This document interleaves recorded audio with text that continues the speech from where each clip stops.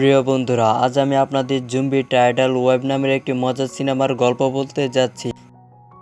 সিনেমার শুরুতে সমুদ্রের নিচ থেকে একটা ভূমিকম্প হয়, যার ফলে মাটি থেকে আলো বের হতে শুরু করে। এরপর টর্ন নামের এক ব্যক্তিকে দেখানো হয়, সে এবং তার প্রেমিকা সমুদ্র সৈকতে মজা করছিল।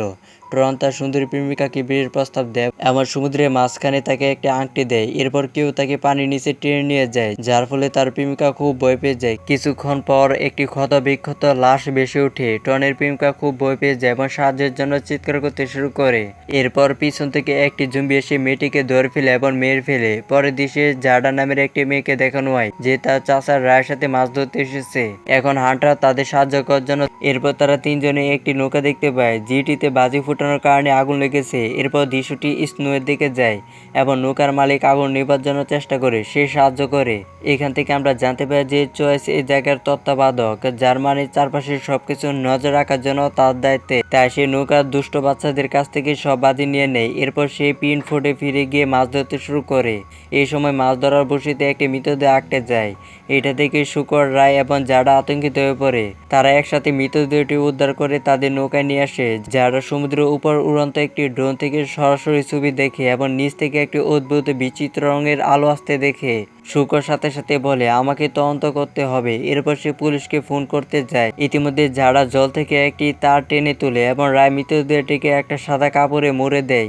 ঠিক সে মুহূর্তে তারা পুরো সমুদ্র থেকে একটি নীল আলো বের হতে দেখে। তারপর মৃত লোকটি জেগে ওঠে এবং জাডারকে আক্রমণ করে। এটা দেখে রায় এগিয়ে গিয়ে জম্বিটিকে ধাক্কা দিয়ে সরিয়ে দেয়। রায় তাকে তার পিছনে ছুঁড়ে ফেলে দেয়, কিন্তু জম্বিটি তাকে আক্রমণ করতে শুরু করে। রে এগিয়ে এসে ছুরি বের করে জম্বিটিকে আক্রমণ করে। সেভাবে জম্বিটা মরে গেছে। তারপর তারা জাডাকে সাহায্য করতে যায়, কিন্তু জম্বিটা তখনও মারা যায়নি এবং পিছন থেকে আবারও আক্রমণ করে। রে আবারও জম্বিটাকে আক্রমণ করে, কিন্তু কি হচ্ছে বা তার কি করা উচিত সে ব্যাপারে সে নিশ্চিত নয়। সূর্য এবং রে একসাথে জম্বিটাকে কাবু করে ফেলে। দেখা যায় যে জাডা গুরুতর আহত হয় এবং তার শরীর থেকে প্রচুর রক্তক্ষরণ হচ্ছে। রে জাডাকে দ্রুত সাহায্যের জন্য ফোন করতে বলে। পরের দৃশ্যে আমরা শুকনের স্ত্রী ক্রিসি এবং তার মেয়ে স্যামকে একটি রেস্টুরেন্টে বসে কথা বলতে দেখি। রে শুকনকে ফোন করে জানায় যে জাডা গুরুতর আহত হয়েছে। যেহেতু কাছাকাছি একজন ডাক্তার আছে, সে বলে, আমি জাডা চিকিৎসা করতে আসতেছি। সে নিজেকে বলে, মেয়ে তোমার তাড়াতাড়ি বাড়ি যাওয়া উচিত, এবং সে নিজে চলে যায়। সে জাডাকে সাহায্য করতে বেরিয়ে পড়ে। সে এবং তার দল জাডাকে পরীক্ষা করে হাসপাতালে পাঠিয়ে দেয়। সুক আরানকে ব্যাখ্যা করে যে কিভাবে জাডার এই অবস্থা হলো। সে পুলিশ অফিসার আইকনের কাছে গিয়ে যা যা ঘটেছে সবকিছু খুলে বলে। সে আরো বলে যে আমার কাছে এটা কোনো ছোটখাটো সমস্যা বলে মনে হচ্ছে না, এটা নিশ্চিতভাবে একটা বড় সমস্যা। তারা একসাথে সে একই জায়গায় যায় যেখানে তার বন্ধুদের সাথে এই মর্মান্তিক দুর্ঘটনাটি ঘটেছিল। তারা দেখে যে সমুদ্র থেকে তখন একটি নীল আলো আসতেছে। এটা দেখে অকলনি পুরোপুরি হতবাক হয়ে যায়। সে জানতে চায় এই নীল আলো কোথায় থেকে এবং কেন আসতেছে। সো জাডার ড্রোন ক্যামেরাটি সমুদ্রের গভীরে পাঠায় এবং তারা একটি পুরানো জাহাজ দেখতে পায়। অবশেষে তারা আসল কাঁটা খুঁজে পায়। তারা সেই জম্বিটাকেও দেখতে পায়, যাকে শন পানিতে ফেলে দিয়েছিল। শোক তাকে বলে, আমি এই লোকটাকে নিজের হাতে মেরেছি, কিন্তু সে বেঁচে গেল কিভাবে? যদিও সে তার কথা বিশ্বাস করে না এবং হাসতে শুরু করে। ঠিক তখনই এক গাদা জম্বি তাদের নৌকার দিকে এগিয়ে আসতে থাকে। অবশেষে কোনে শোয়ের কথা বিশ্বাস করে এবং বুঝতে পারে যে বড় কোনো বিপদ আসতেছে। এরপর সে তার দলকে সৈকত খালি করে দিতে বলে। তারপর সূর্য ও সে দুজনে পালিয়ে যায়। পরের দৃশ্যে লোকজন সৈকতে হাঁটতেছিল এবং তারা সমুদ্রের কাছে যেতেই পানি সরে যেতে থাকে। এই দৃশ্য দেখে সবাই আতঙ্কিত হয়ে পালিয়ে যায়। তারপর তারা একদল জম্বিকে সৈকতের দিকে ভেসে আসতে দেখে। এরপর তীরের দিকে একটি বিশাল ঢেউ আসতে দেখা যায়। স্যাম ও তার বন্ধুরা একটি সেতুর উপর দাঁড়িয়ে আছে, এই সব কিছু দেখছিল। শৌখিন অন্য ঢেউটি থেকে বেশি দূরে ছিল না। তখনই সে বুঝতে পারে যে কিছু একটা গোলমাল আছে। দেখা যায় যে এই ঢেউটি কোনো সাধারণ সমুদ্রের ঢেউ নয়, বরং ভ্যাম্পায়ারের বড় একটি ঢেউ। নিজেদের বাঁচাতে সূর্য কোলের ভিতরে গিয়ে সব প্রবেশপথ বন্ধ করে দেয়। অবশেষে ঢেউটি তীরে এসে পৌঁছায় এবং তার সাথে অনেক ভ্যাম্পায়ারও চলে আসে। সূর্য কোয়েলি ঢেউর মধ্যে থেকে উঠে এসে দেখতে পায় যে তাকে বিপুল সংখ্যক ভ্যাম্পায়ার আক্রমণ করেছে। এদিকে কাঞ্চি তার বন্ধু জারা এবং রায়কে আলাদা করে রাখে, কারণ তাদের সাথে এমনটা কেন হয়েছে তা কেউ জানে না। যখন তারা শুকিতে পৌঁছায়, জমিরা মানুষকে আক্রমণ করতে শুরু করে এবং এমনকি মানুষকেও জমিতে পরিণত করে। অসহায় মানুষগুলো আশ্রয়ের জন্য দৌড়াচ্ছে এবং জমিদের থেকে লুকানোর চেষ্টা করছে। জমিদের সংখ্যা দ্রুত বাড়ছে। তা নিয়ে তার বাবা কোয়েলিকে ফোন করার চেষ্টা করে, কিন্তু ফোনটি লাগে না। তানি এবং তার বন্ধুরা খুব ভয় পেয়ে যায়, কারণ তারা জেনে গেছে যে জুম্বিরা সেখানে আছে। তারা সবাইকে মেরে ফেলছে।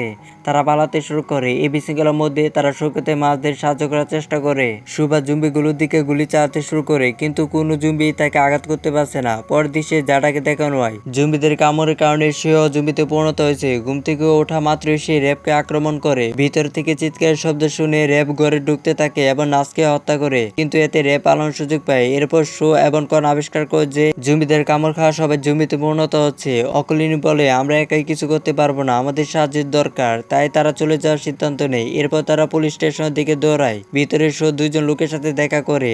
এরা সেই লোক যারা আগুন জ্বালানোর ঘরে মজা করছিল। ছেলেটির নাম বেলি এবং তার বান্ধবী জুম্বিদের সাথে লড়াই করছে। পালানোর জন্য তারা একটি গাড়িতে লুকিয়ে পড়ে। আমরা ড্রেস কোন নামের একটি ব্যক্তিকে দেখতে পাই, যে একটি জুম্বিকে সাথে নিয়ে যায়। এদিকে কেলসন জ্যাডার সাথে দেখা করতে আসে, কিন্তু জ্যাডা যে জুম্বিতে পরিণত হয়েছে কেলসনকে আক্রমণ করে এবং তার পিছু দাও করতে শুরু করে। এর মধ্যে কেউ তাকে একটি ঘরে টেনে নিয়ে যায় এবং তারা দুজনই রক্ষা পায়। ক্যান্সল জিজ্ঞাসা করে এটা কি ধরনের লোক, কিন্তু রে বলে এটা কোনো সামান্য রোগ নয়। জুম্বিদের একটি দল এইমাত্র এখানে এসে পৌঁছেছে। এরপর আমরা আকুলু, বেলি এবং বেলির বান্ধবীকে দেখতে পাই। তারা সবাই পুলিশ স্টেশনে পৌঁছায়, কিন্তু সেখানে জুম্বি ঘুরে বেড়াচ্ছে। কিন্তু জুম্বি তাদের আক্রমণ করে এবং বেলি তার বান্ধবীকে বাইরে নিয়ে যায়। সে তার বান্ধবীকে জুম্বিদের খপ্পরে ঢেলে দেয়। সে কেমন প্রেমিক, এখন তার বান্ধবীও জুম্বিদের শিকার হয়েছে। বেলি ভিতরে গিয়ে জুম্বি এবং অন্যান্য পুলিশদের দিকে বন্দুক তাক করে। পুলিশরা তাকে বোঝানোর চেষ্টা করে, কিন্তু প্রথমে সে পাগলের মতন আচরণ করে। সে ইতিমধ্যে একজন পুলিশকে গুলি করেছে। তারপর শাও কোন রকম ভাবে তার কাছে পৌঁছায় এবং তাকে আঘাত করে অজ্ঞান করে দেয়। এখন তারা তাদের সবাইকে দড়ি দিয়ে বেঁধে ফেলে, কারণ তারা দুর্ব্যবহার করেছে এবং সবাইকে মারছে। সাইমা এবং তার বন্ধুরা জুম্বিদের থেকে পালিয়ে একটি বিশাল বাজারে পৌঁছায়, যেখানে সুপার মার্কেটও জুম্বি রয়েছে। সাইমা এবং তার বন্ধুদের দেখে জুম্বিরা তাদের তাড়া করতে শুরু করে এবং তার বন্ধুরা পালানোর জন্য আপ্রাণ চেষ্টা করে, কিন্তু একটি জুম্বি ট্রানের প্রেমিককে ধরে ফেলে এবং সবার সামনে তাকে নিয়ে নেয়। সে অন্য জুম্বিদের মেরে ফেলে এবং বাচ্চাদের আক্রমণ করতে আসে, কিন্তু কোন রকম ভাবে সেও তার বন্ধুরা পালিয়ে যায়। কিন্তু এই বিশৃঙ্খলার মধ্যে স্যাম ও অন্যরা বিচ্ছিন্ন হয়ে পড়ে। কোনো সাম্রাজ্যের বিরুদ্ধে লড়াই করার জন্য সাহায্য চাইতে পুলিশ স্টেশনে ফোন করে, কিন্তু বেচারা রেডিও কাজ করছে না। কি করবে ভেবে সে হতাশ হয়ে পড়ে। এরপর সে তার লকারে একটি চিঠি খুঁজে পায়। চিঠিটি একটি ওষুধ প্রস্তুতকারী কোম্পানির এবং তাতে একটি আইকন রয়েছে।